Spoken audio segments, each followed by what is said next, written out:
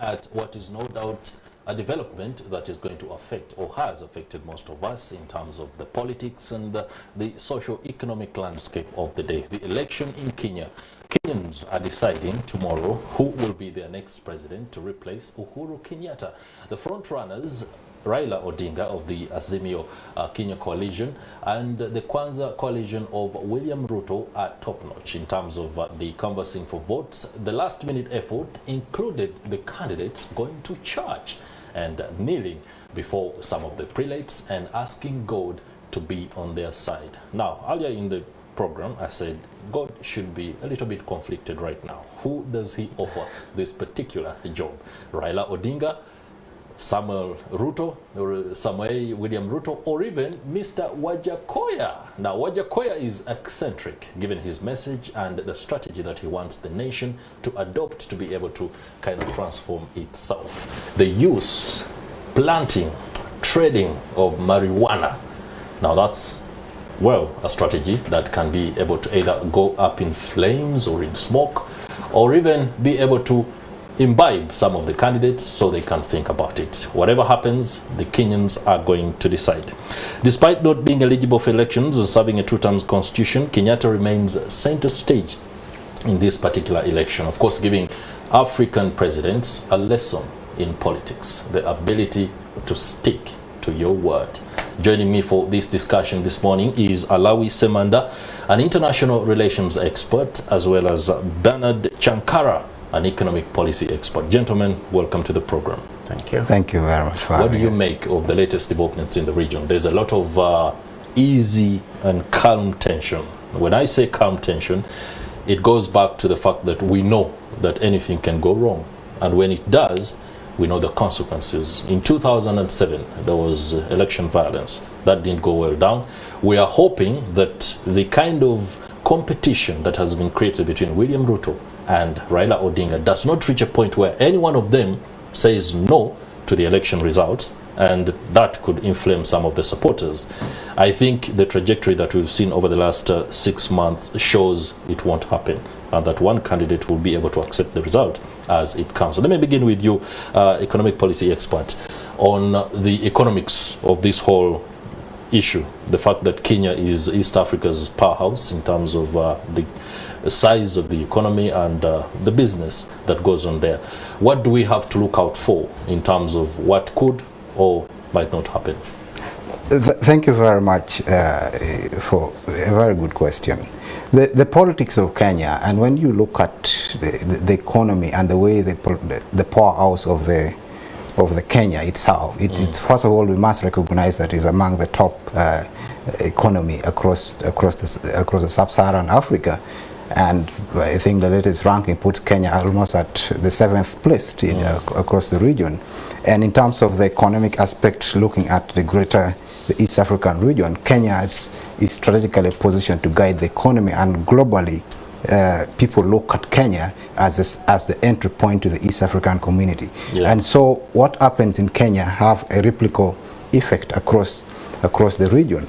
But of course, when you look at the front runners advancing policies that are very centric in terms of bringing up the young people and of course revamping the economy, Kenya's election plays a critical role, and it's very, very important. Looking at what the policies that they're advancing, looking at the two camps that the policies that are advancing, let me look at the Kenya Kwanza coalition, and they've been trying to advocate for a bottom-up approach in terms of its leadership. And basically that ideology or that political campaign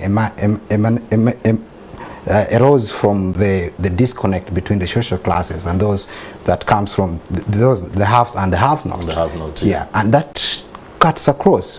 When it comes to Uganda, it's a similar kind of environment. So we are facing a similar policy dilemma, and of course that advocate fits core to almost what is happening in Uganda, or even in Tanzania, or even across the region. Even if you go to South Sudan, there is a vast disconnect between, in other words, the income inequality between the rich and the poor is actually widening, and that is a concern not only in Kenya but across the region. And I think that fits to the core of the policies that must be addressed across the region. Across the region. All right, thank you very much. Mr. Allawi Ssemanda, you're an international relations expert. And this election, just 2 days ago, one of the candidates delivered a very grim assessment of Uganda and other countries and implored Kenyans not to compare Kenya to the worst in the world. Now, many of us Ugandans were riled the wrong way. How can he say that? Some even reached the point of saying, we don't even support you now. Even if you become the president, then it showed that our own politics in the region is very fragile, that something as simple as a misguided statement could alter relations between countries. Do you see this having the potential to make Mr. Raila Odinga nervous if he wins the presidency and has to visit Uganda? Well, first of all, I think he can't be nervous because he's not a remorseful guy.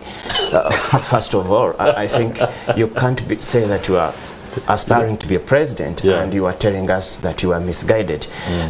I think Raila, in many ways, he makes history of Kenya, but I think he's a gentleman that is not consistent at all. Look at a time, all the time when he was coming, and in the past times, he has attacked AMISOM being in Somalia, he has recently attacked Uganda. But what is intriguing is that sometime back he was in Uganda in the past election, the 2016, where he campaigned for President Museveni, and now he's telling us, because I think he thinks that probably maybe Kampala could be thinking otherwise because of Ajbre, the age issue. If you remember, when Ruto was denied opportunity to come to Uganda, there were claims of Ruto being connected to some business interests. Yes, and even the so-called projects in Uganda. So I think Raila somehow feared. But I think he's a gentleman who he can change anytime, considering this, he was an arch rival against Ruto. Rather Uhuru Kenyatta, and now he refers to him as my brother, which I think is a bit maturity. But if you look at it in the context how he brought it, I think he is a selfish person who would say anything provided he thinks it will make him achieve what he wants. And yes, I think it will make it a bit difficult for him. How is he going to face President Museveni? How will he face I think it is going to be a bit tough for him. Of course, that will be a little bit of fodder for the journalists when he comes over and there's a press conference. The journalists will be, of course, pushing that particular question. But allow me ask you to help us understand the nature of relations between Uganda and Kenya as we speak. Over the last 20 years, it's been cordial and very camaraderie. The tendency for presidents to, crisscross the border, visiting every once and, from Kibaki to then Uhuru Kenyatta. We do not see any confrontation or any tension away from the little skirmishes around Mijingo and a little bit of trade in Mombasa and the terms for some of our traders. What's your description of our bilateral relations? I think the relations are, I would say they are good, but largely because of cool-headed leadership. I can tell you, had Uganda not been in this context with a cool-headed president, I think we couldn't be at a very good terms with Kenya. See, in terms of rejecting Ugandan products on their market, and whenever even ministers would push President Museveni that why don't we retaliate, and he would say, in heart of East Africa, we will not do that. But when you look at people, I think there is that big connection.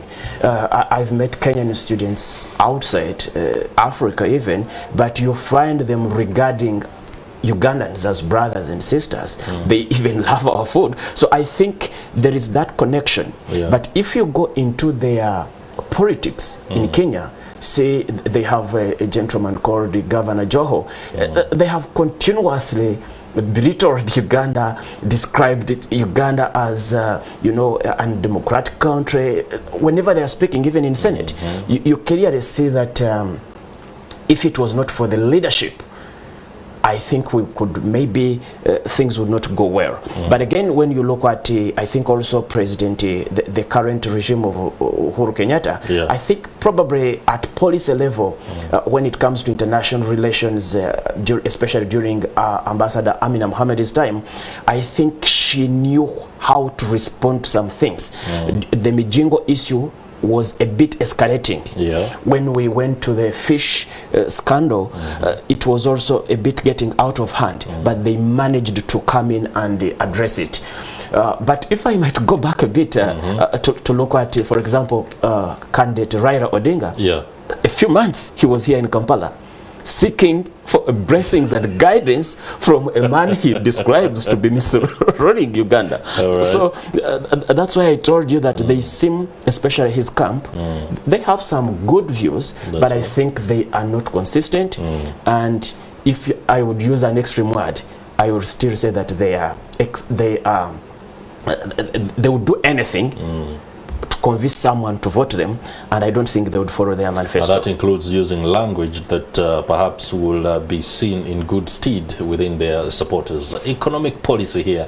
Uhuru Kenyatta has come off as businesslike and not the traditional politician, and many say perhaps he has gone overboard in terms of his how he runs the fiscal policy. Of course, what Kenya does in terms of that, in that particular terrain, affects Uganda very much. Would you say Uhuru Kenyatta's economic policy has left Uganda in a position where it's unfavorable in terms of conducting business with East Africa's powerhouse, economic powerhouse? Well, of course, since time immemorial, the economic contradictions between Uganda and Kenya has been existing.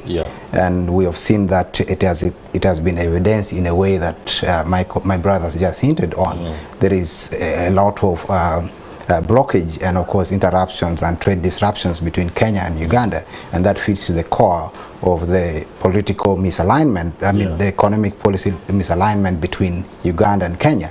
But there has been attempt in many fronts in terms of how the East African community are able to coordinate together their policy, economic policy intervention. And I think when you look at the non-tariff trade barriers that has been existing, there has been an attempt by the East African community to eliminate that. But of course, when it comes to politics, it changes at the political level. The candidates are swayed to say things that perhaps appeal to their voters, and that is why the comments that Raila Odinga said relating to Uganda as a democratic state, it indicates it's a factual issue when you look at it in terms of the level of democracy in Uganda. But of course it appeals to the voters, that the audience that is communicating to. So in many ways Odinga has been evolving. He is a fifth-time presidential candidate. And I can tell you, you and I knows that when you exist for 50 years, there are things that you're likely going to change in the course of your engagement. And that is why Odinga, in many ways, you see that sometimes people have branded him as a controversial leader, and sometimes his policies have not been reasonable. But he was only in power once when he was the prime minister, and during that time, of course, a coalition prime minister, and during that time he advanced policies that in many ways also be able to strengthen the East African community. So for me, I think the rhetoric I'm hearing from his camp are basically because it is fitting in the political challenges of the time. But I think when eventually, if he is the candidate that Kenya decides to lead Kenya for the next 5 years, then I think there will be a major shift in terms of how. Remember, we are in the East African community, and that is a fact that we must accept. And at the end of it all, our policy alignment and economic alignment must come through. All right, the East African community dispensation will form a crust of our discussion a little bit later in this particular segment of the program, especially when we delve into how bringing on board Somalia will affect the whole way things work. But allow me keep on this topic for now and bring it to Mr. Ssemanda. Raila Odinga represents a dynasty in Kenya. His father, Jaramogi, was very, very pertinent and crucial in defining Kenya's political landscape up to this stage. And it is widely seen that the Jomo Kenyatta, Jaramogi Oginga Odinga camps were more like they were playing ping pong in politics. Now that Raila Odinga stands on the cusp of taking power, is it a case of these two families playing the ball for one another? Is the Kenyatta family? Absolutely. Remember when Jaramogi Oginga was he was supposed to be the first president of Kenya, and when the Brits allowed him to be, he said, "I will not until you release Jomo, who was then in detention." So you can arguably say that it's a payback time.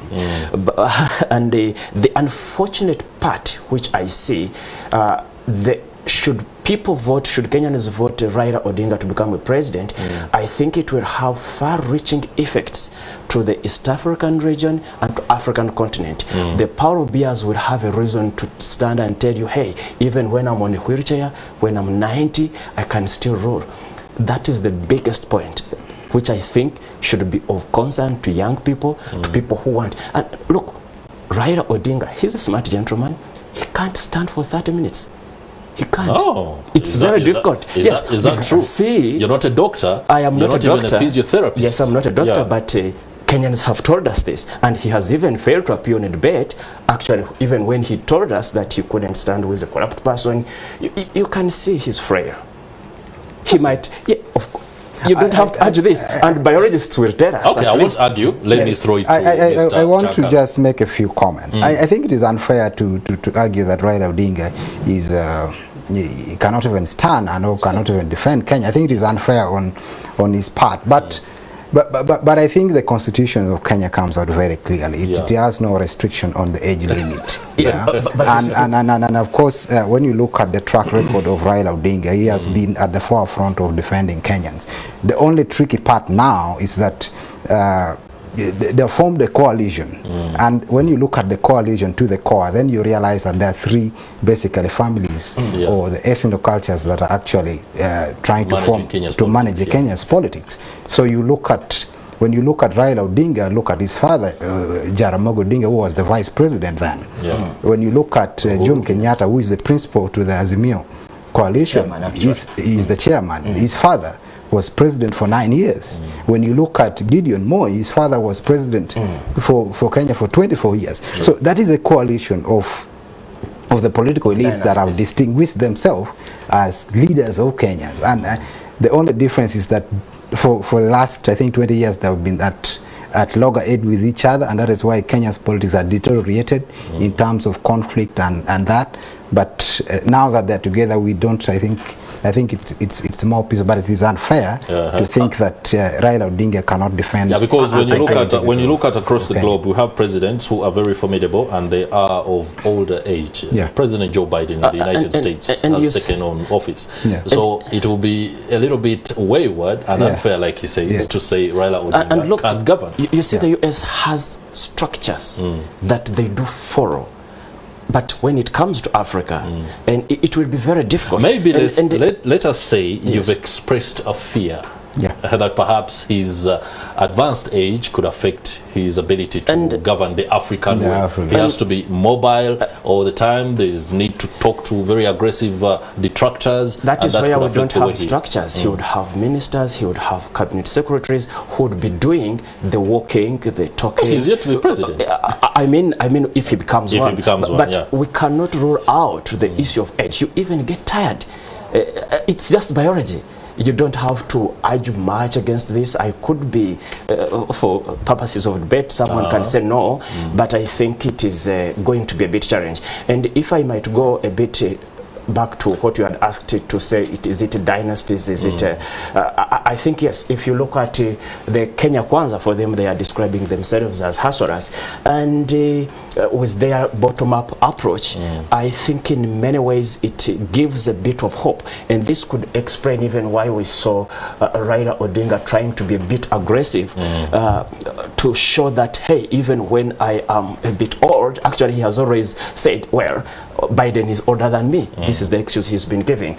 So I think in many ways you'll find that African countries will have a bad precedent, because I've given you an example. There is no how you tell Paul Biya that he can't come back when he sees someone in the neighborhood, you know, of advanced age doing this. But again, if we have structures, of course Kenya is a bit democratic, and probably they have some functioning system. This is why Uhuru Kenyatta is saying he's going, but again yesterday he told us that he's not going anywhere. He'll be around to advise. No, of course, we understand exactly what he's trying to say. Effectively and technically, he will be out of office as president after serving the 2 terms that he said he would, and what the constitution says. But allow me ask about his legacy in terms of, well, the rest of the leaders across the region must be looking on with glee at a man who has been able, you cannot describe Uhuru Kenyatta as the best of presidents, or when you look at his policy rollout, but he's been able to do the single thing that is difficult for some leaders across the region and the continent, even the world, to the extent that all of a sudden his legacy is so humongously huge that he's seen as a hero. Yet he could have been not much of a hero. Would you like to take on that? I think Kenyatta, in many ways, his policy, his economic policy, addressed the infrastructural gaps that Kenya was suffering from. When you look at the introduction of the railway, the standard gauge railway that was developed, it was among the things that were lacking in Kenya. When you look at the infrastructure, of course it has put them in debt. We must not negate the fact. It is a massive debt. I think Kenya is among the countries that are highly indebted in the sub-Saharan region. Of course that challenges his economic policies, but of course in terms of the infrastructural development, yes, he has been able to put up those infrastructures that will be very critical to Kenya's development and industrialization in the next 10 years.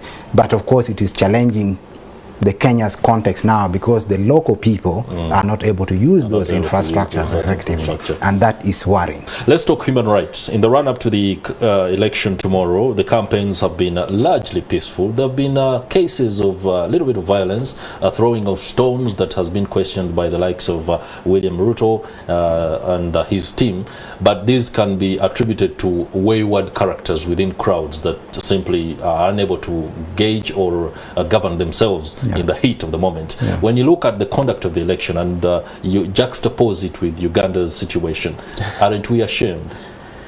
I think we are. Oh, that is it's too much on my side to say we are ashamed. I could take it back, no doubt.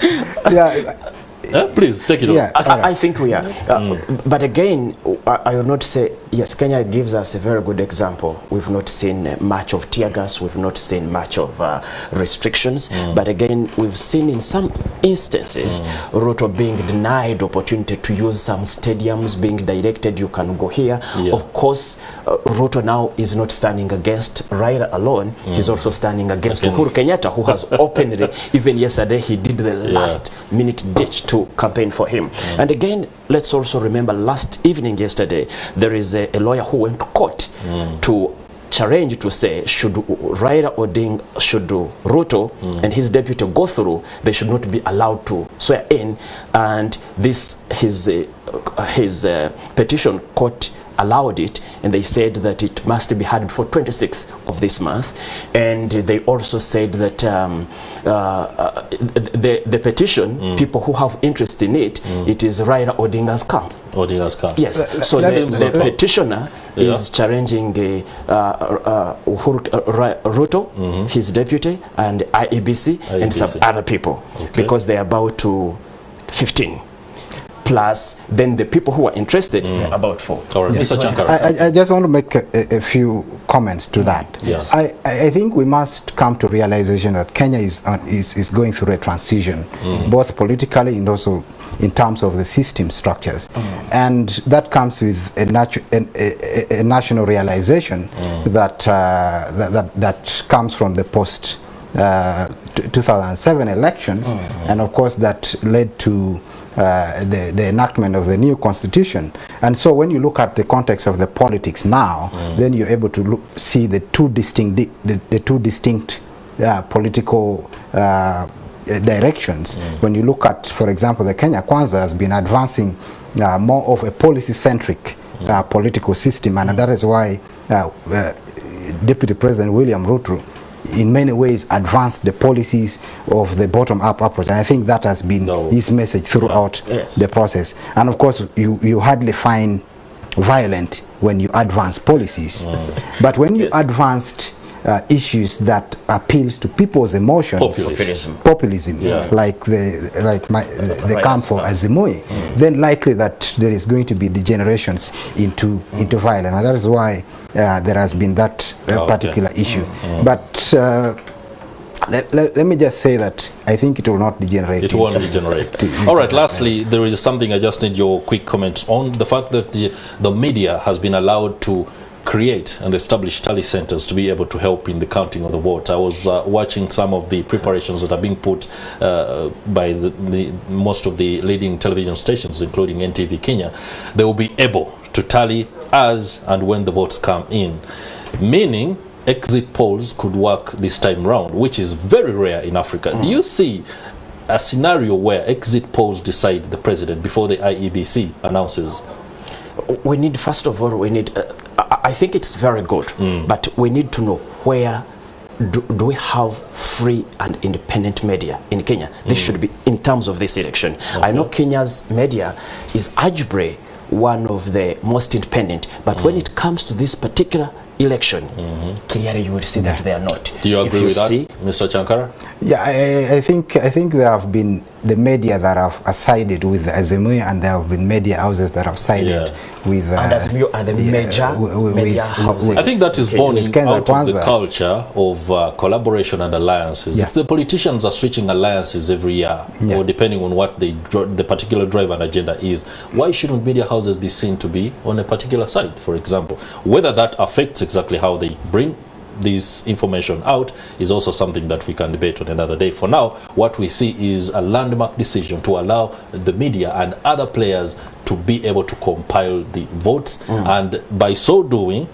declare a president in case the voting has ended and all the votes are in. And we know media creates consent. It's a huge challenge to the media fraternity in Kenya, because our politics has not yet matured to a level that is able to be handled outside the government system. And if the media can quickly manage to gather information and right informations, then it is a huge addition to Kenya's democracy. And of course, that have a ripple effects across the region. Remember, even in our election here in Uganda, there has been attempt throughout the process of election. I remember I was watching, and I was in Gulu then, and NBS was making attempt to indicate as results as they were coming, and before that was shuttered, that effort was shuttered down because it was not sanctioned. But of course, with the Kenyan situation, that is a huge test to the independence of the election. All right, gentlemen, allow us now transition from the election in Kenya and speak about Somalia and the increasing lobby for it to join the East African community. There is a bit of a frenzy for the East African community. Many countries are in. We just seen the Democratic Republic of Congo was allowed. We saw South Sudan.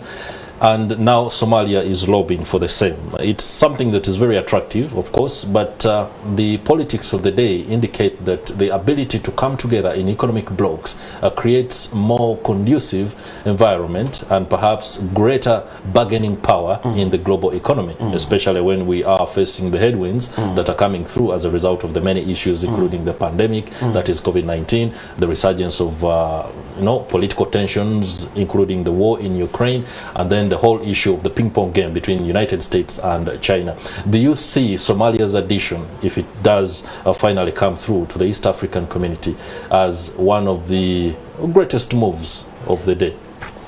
Well, my view on East African community, unfortunately, is a bit negative because if you ask a common Ugandan, being Uganda, being Kenya, being any other country, of what importance is East African community to you, zero.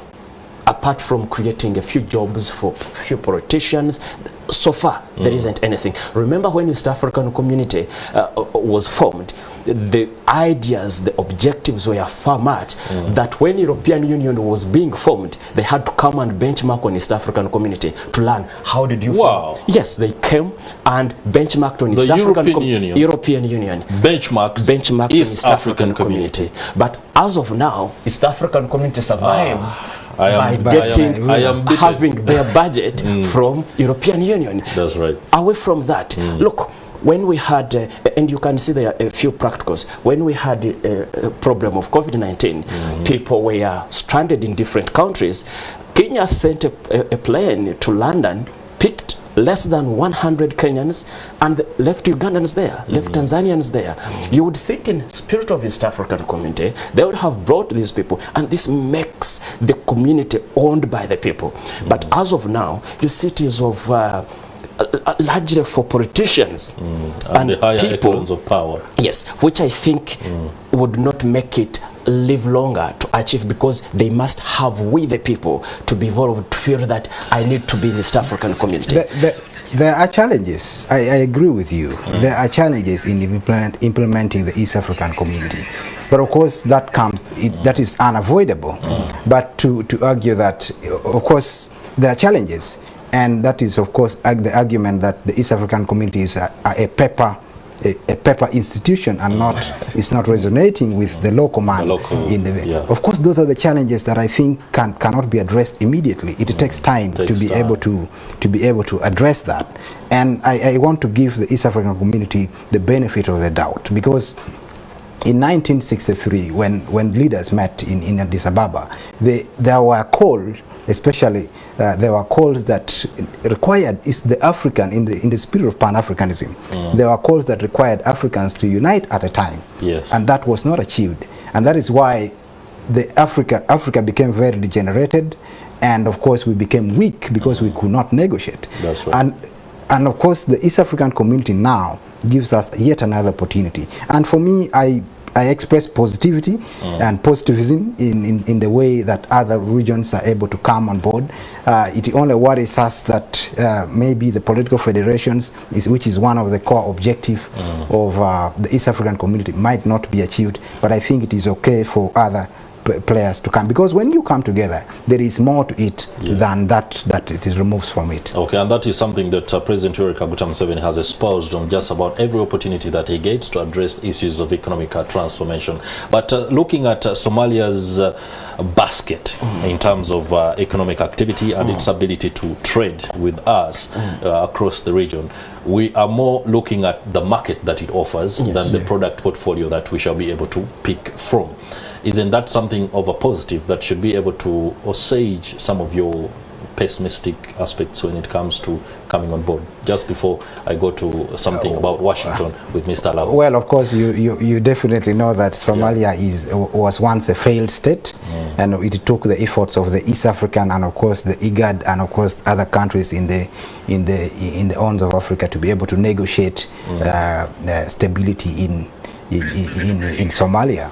But Somalia joining, remember, it's also a border, it's also a country that touches the coast, and so there is more to it, and of course that it brings on board. Of course, many people are more swayed to think that the insecurity that comes with it, but that's a cost, that's a given you can't avoid when you decide to come together. Okay, gentlemen, we are going to take a break, but when we return, we shall delve into Washington's hand in this particular aspect when it comes to Somalia being part of the East African community, given the aspects including terrorism and the ability of Uganda to be more like the big brother within the region. No doubt about that. The conversation continues. You are watching the Kickstarter, and of course the topic is as wide as the issues of the day are. We shall be right back. Do stay with us.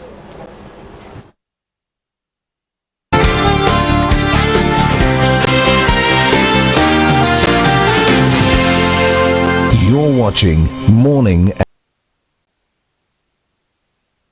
Welcome back. We're glad you're still with us here on Morning at NTV. The hashtag on Twitter is Morning at NTV. We are also live on Facebook as well as on YouTube. You can be part of the conversation, and you never know, like I always say, there are the policymakers watching, and your feedback could be very important in shaping national policy. Here on Morning at NTV, we're glad to amplify the social, economic and political issues of the day, and we are looking at just how events in Kenya can affect Uganda, but most importantly also the lobby that has Somalia seeking to become a member of the East African community, following in the footsteps of the Democratic Republic of Congo and South Sudan. Later we shall also be delving in a little bit of international relations and politics, and just how the tensions between United States and China over Taiwan could shape global politics. On the show this morning I have Mr.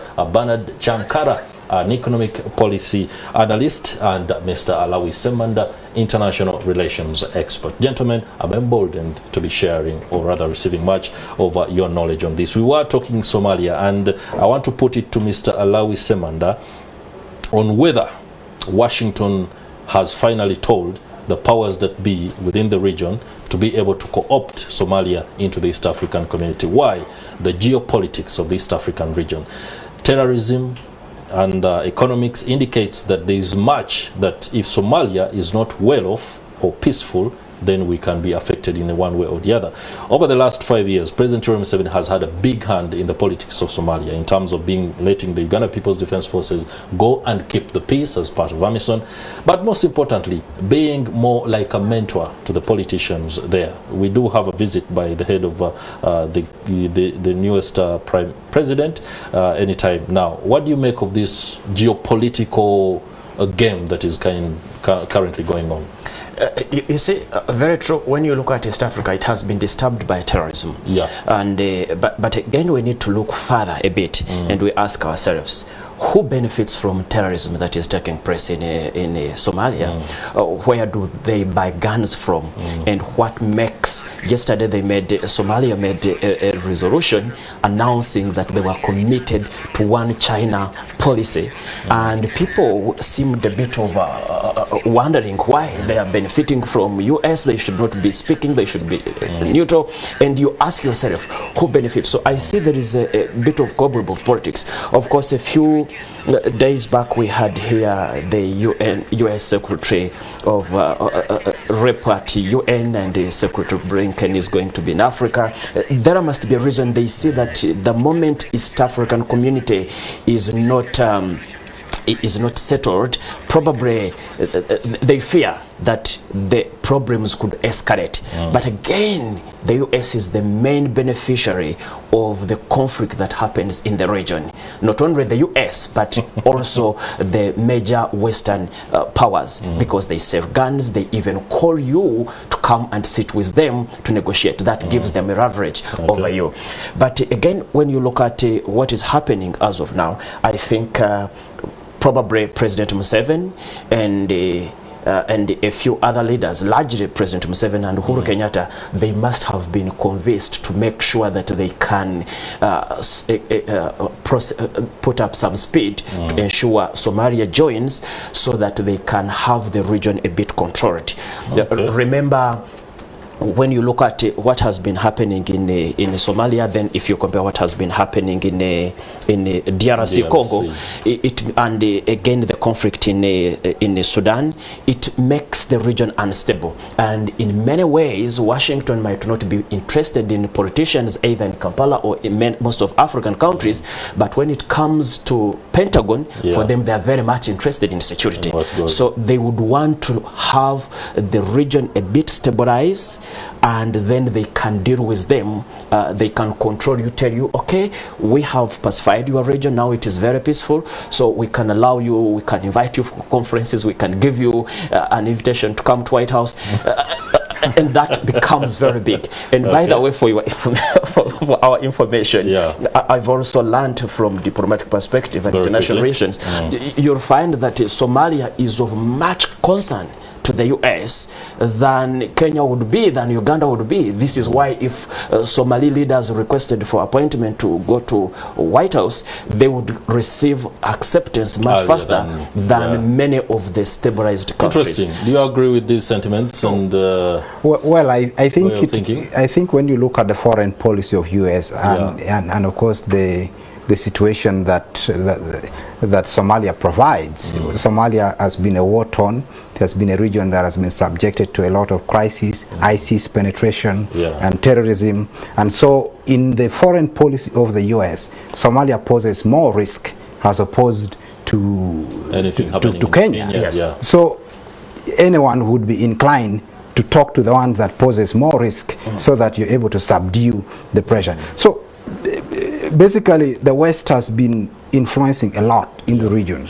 And I can tell you that the sooner African countries are able to come together on the round table and manage their issues, then we're able to push the pressure that comes from the Western influence. Okay, let's talk about the very visible and the immediate benefits. We see Somalia with a very long coastline, just like Kenya. We've grappled very much with the fact that Kenya is more like our gateway to the region, and most of our goods come from Mombasa.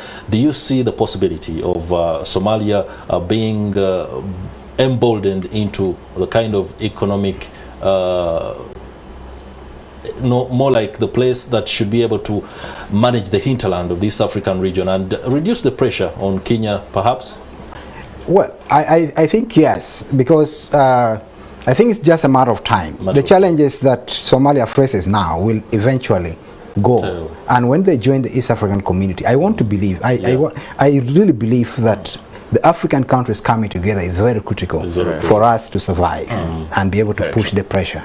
So if Somalia is able to join the East African community and uses the strength that the East African community has already built over time and reduce of course the conflict and the violence that is coming within the region, then we are able to exploit that coastline. Even in the next maybe 50 years or even 100 years, East African community or the African generally will stand to benefit.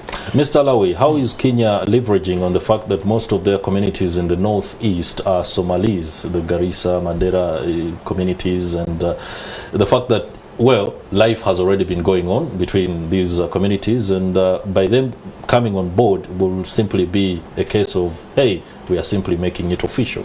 Actually, even when you look at the concentration now of Kenyan politicians in the polls that are going into tomorrow, they are also much focusing because they have a large chunk of Somali voters in Kenya. But I think Kenya has already benefited. They have a number of Kenyans that are already teaching in Somalia, especially in the education sector, in service sector. So I think Kenya as a country would benefit highly.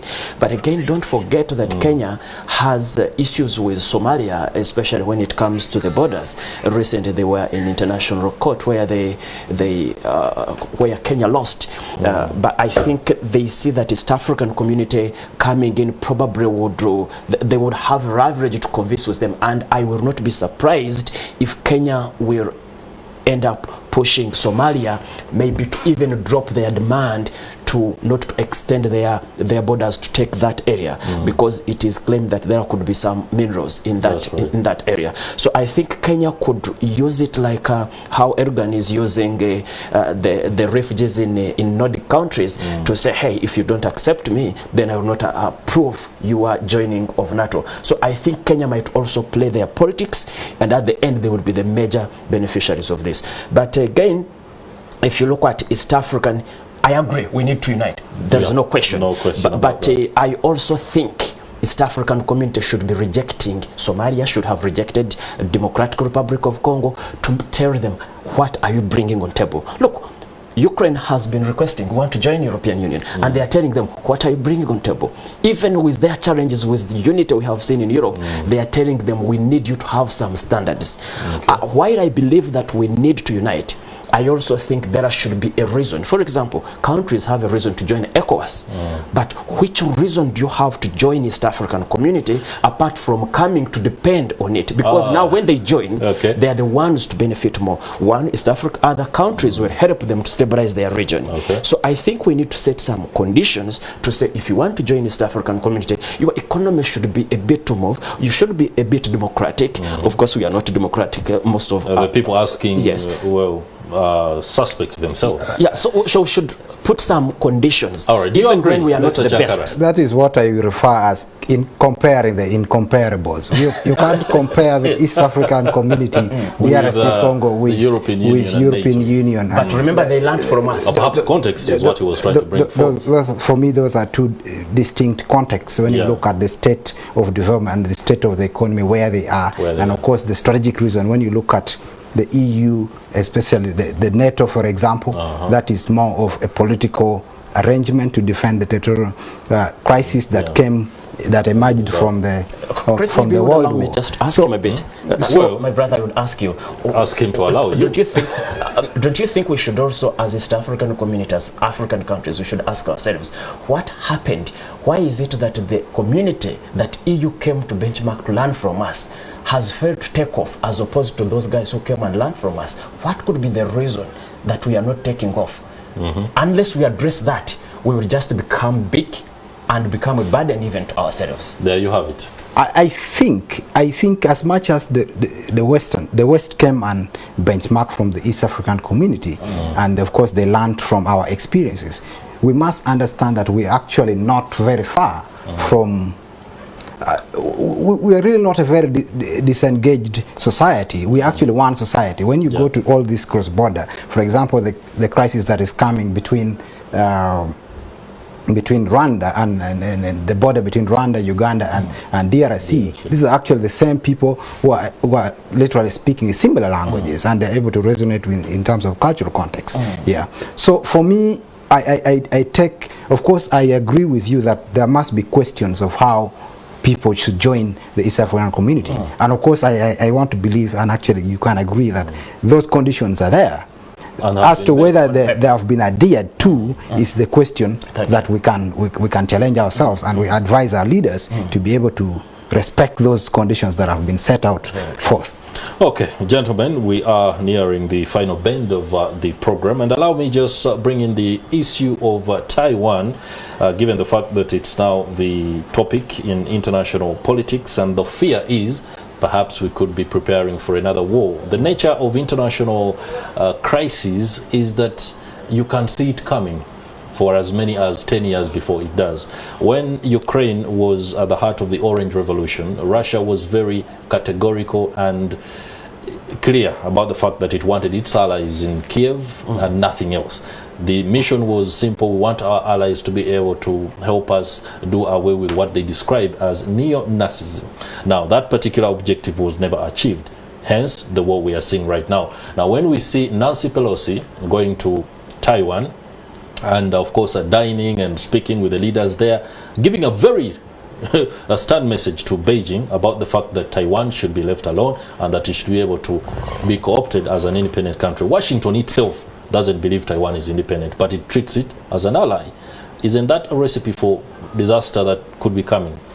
Just take us through that briefly before he winds it up. The world has been at war. It's a war of ideology, and when you look at the development that is coming in Taiwan, it's a clash of the Democrats and the democracy and autocracy, and that is a war that we have never moved on from it, and it is the current war that is existing. I wrote a paper with efficacy methodology, and one of the things that we're able to highlight is that there is a clash of ideology, not only within the Taiwan but across the region, and we are going to see this continuous. Even in Africa it will come, and it will. So there is a clash of ideology, and the democracy is being pushed by the autocratism, and that is a war that is alive and a war that will continue. Does that speak, or does it play into the international relations dilemmas and how you see things? What I say is that, for example, I think the US is a bully. and the visiting of Nancy Pelosi to go, it was just simply provocative. Remember, by the Pentagon, if you remember, President Biden was asked, should Pelosi go ahead with her visit? And Biden responded to media, I don't think it's a good idea. The military advises otherwise, but I don't know her status. And remember, this Pelosi, he has said that it is democracy versus autocrats. I don't see the kind of democracy the US is taking in Taiwan when they have arrested Julian Assange, who spoke and told the world what the Democrats had done, and the West is saying you better die in prison. I don't think it's good. Again, there is a UN resolution 2758 that decided that there is one China policy, and the US, by the way, penned an agreement to normalize relations with China, and as they were doing so, they said we agree that there is one China, and now see them coming to Taiwan to say that Taiwan can do this. If you are accepting international norms, international laws, you have to accept international territorial boundaries of a country. So by US going to China, that second person in command, Nancy Pelosi, I think it was reckless, it was even provocative. Unfortunately, it can even result into war, because China, as of now, it's not the China we used to see several years ago, especially when they were coming with this resolution. Chris, we should not forget that there is a resolution agreed on by the UN international community, which US signed and said we are going to respect this. All right, gentlemen, many thanks for the perspective and insight into Kenya and, of course, Somalia's lobby to enter the East African community, but, of course, also that very last-minute engagement on issues on the international stage. No doubt, we hope our own discussion here has emboldened your understanding of issues. Many thanks to Mr. Allawi Ssemanda, an international relations expert, as well as Bernard Cankara, an economic policy expert. Let's now go to Omufefe Siwechibuga, the man on the ground in Nansana. Stephen Mbide, what are you doing in Nansana? You know, Nansana, apart from being the home ground, is where the headquarters of Starbucks is. And we know that there is a lot of anxiety amongst Ugandans, but of course also other people within the region, because Kenya is deciding tomorrow who will be the next president. And we know that we are already living in hard economic times where fuel is going almost more than double the original price before it began rising. And we are talking about Kenya, where Kenya being having the port, that is Mombasa, where many of the exports and imports for Uganda and the region, Kenya, Uganda, DRC, Congo, Burundi, Rwanda, we use that port of Mombasa. But how ready are we as a region? How ready are we as Uganda? I know here at the headquarters I've seen some vehicles here already parked. I'm told these are loaded with some fuel, but how much can it be, how much is enough if it all doesn't go well in Kenya? That's why I'm here to understand from the marketing manager of Starbucks, this being a petroleum company. This is Gilbert Otim. Gilbert, good morning and thank you so much for speaking to me. Good morning, my brother. How are you? Of course, all eyes are now within the region, of course, across the continent. We are looking at Kenya, but we know that fuel is now so scarce for many people that many people are not even able to afford a liter of fuel. But now, when Kenya goes to election, we know this also calls for more stocking from your side as petroleum dealers in the country. You're speaking for Starbucks International, but also all the petroleum dealers. How do we have enough stock as a country? Yes, thank you so much, NTV, for highlighting this issue and giving it first priority, because also the awareness of the public about what is going on in Kenya is also important for them to plan on how much fuel they can buy and have it in their tanks, not in their jerrycans, in their tanks. So it also helps them to plan, just in case anything can happen, because we're an unpredictable society. Well, usually, if you're doing such a business of petroleum, you have to plan for the worst. And we here at Starbucks plan for the worst. In case the elections, God forbid, goes bad across the border, usually it may take about maximum of a week and a half to have things normalized in case they have to go bad. That's the estimation. So we have 10 depots across the country as Starbucks International. Right by in our office, we have a depot of 2 million liters. We have in Mitiana, we have in Matuga, we have in Mbale, we have in Lira that supplies the better northern part. We have in Narua, we have a depot in Mbarara, Western Uganda, then we have another one in Hoima. So all these depots spread across are ready to respond to the different regions. Those are not stations, those are depots. Depots are different from stations. Depots are where we have huge stocks of fuel of above 2 million liters, tanks of above 2 million liters, ready to serve the bulk. So they don't only serve us, but they also serve other customers, other petroleum dealers. So this is an assurance on behalf of Starbucks and on behalf of the petroleum dealers that we have at least enough stock just in case anything happens. Just in case anything happens. No one is praying for instability. Everyone is praying for peace in Kenya. But just in case, just like you've said, for how long can we go? I'm talking about if there is, God forbid, violence. Is it for a month, for 2 months, for 2 weeks? For how long can we have fuel stability? Well, just 2 weeks. 2 weeks should be enough for something to be settled. So we have stock to last us for 2 weeks if there's nothing coming in through the Kenyan border. That is if no truck is crossing at all. We even have assurance from the Kenyan pipeline. They loaded our trucks, they loaded our fleet, and the only holiday they have as Kenya pipeline is tomorrow when people are going to vote. But the majority of the days they have been loading. We have our fleet of petroleum products on transit, others at Malaba getting cleared, and so we shall have them here. So 2 weeks could be enough for any hiccup to be cleared. However, we also have the central corridor. The central corridor that is from Tanzania, that is Dar es Salaam, the port of Dar es Salaam. We have also another route in the port of Tanga. All these are alternative routes which we are already using. Not that we are going to start using, but already using. Concurrently, we are running 2 routes together. And this has been attributed to our effort as Starbucks International to push to start the activation of the central corridor. After 15 years, no company had imported fuel through that central route. We are the first company that imported. You know, as fuel consumers, those who are driving these vehicles, I'm telling you that I've already gotten reports that some are buying fuel, putting in jerry cans, stocking it, and you, as the petroleum dealers, are holding the fuel in anticipation of what would happen. That you are planning to rise more these pump prices after the Kenya election. This is something that is really not so nationalistic. Yes, that is true. What you're saying is true. There are people who are anticipating and they are stocking jerry cans already because they mix up 2 things. I will speak on behalf of Starbucks.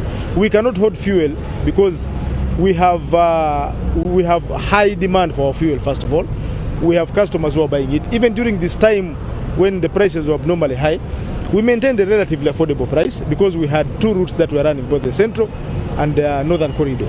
Secondly, it is very hard to hold fuel. I want to educate the public a bit so that you can understand. It's very hard to hold fuel because petroleum products are very fragile. They evaporate. So in the process of having to hold in a layman's language, you may end up having shortages per day that you may not recover from. Secondly, also the demand. When the demand is there, automatically you want to sell. You wouldn't want to keep a product inside there. However, there may be other people that may be having such tendencies of trying to do that. But at the end of it all, they will suffer. That's why they try to hike their prices to try to cover up on the losses that they have made. But for us, we are an indigenous company and we have a commitment to serve our customers. That commitment is very clear and we have maintained our affordable prices across the country. But however, I know other people out there may be trying to do that, but we as Starbucks International, we are very transparent. We are a good ally of Okay, I've tried to speak to some of these drivers who are already parked here, but they've told me that they are not allowed to speak because there is protocol, and then they directed me to speak to you. I just want to understand from you on their behalf, what are they telling you on the way from Kenya coming to Uganda? What is on the ground there? Are they what's the mood like? Are they feeling to go back? If for example, you wanted to send them back today, what are they saying? What is on the ground? What is the mood like from them as drivers? Actually, as drivers, of course, they are a bit optimistic about what could happen. But so far, we have a whole logistics department inside here. We have a 24-hour tracking GPS system on all our fleet, and we see wherever our vehicles are, we have special monitors that monitor the routes and give us feedback. So far, it's smooth. There's security heightened along the roads. There's good deployment across the border, and also this other side in Uganda. So the drivers relatively per now are seeing calmness at the border and no more operations. However, there may be some who may want to go and vote, and so those ones planned their routes early. They planned their targets early. They delivered their fuel and are probably go back. So after casting their vote tomorrow, they will be able to start their journey. Most of them have just asked for a few hours off to make sure that they can cast their vote, then get back into their trucks and drive to Uganda. Yes. So most of our drivers won't have the holiday. The holiday may be mainly for the civil servants and the general public, but for these essential drivers, they will just take a few hours off to make sure that they cast their vote, and then they get back and travel here. So we have enough supply both on our stations and even in our depots, because there are two different things: our stations and then our depots. So we have made sure all of them are stocked and the routes are properly ready. The wagons from the URC are ready to go and load fuel in Mwanza.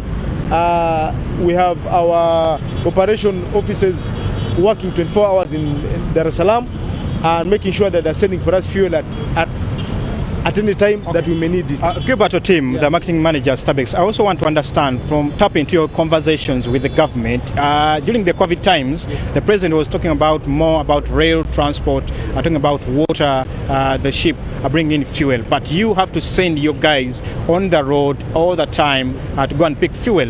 What is the latest now coming from you as the fuel dealers and the government in terms of transporting fuel on rail and water? Okay. Yeah, thank you so much. The rail transport is very stable. I can assure you it's very stable. However, it has challenges of capacity, loading, sailing of the vessels. We have few vessels now. The Ministry of Works is working on an additional 2 vessels later on this year. They will start the process. I know they will brief the public.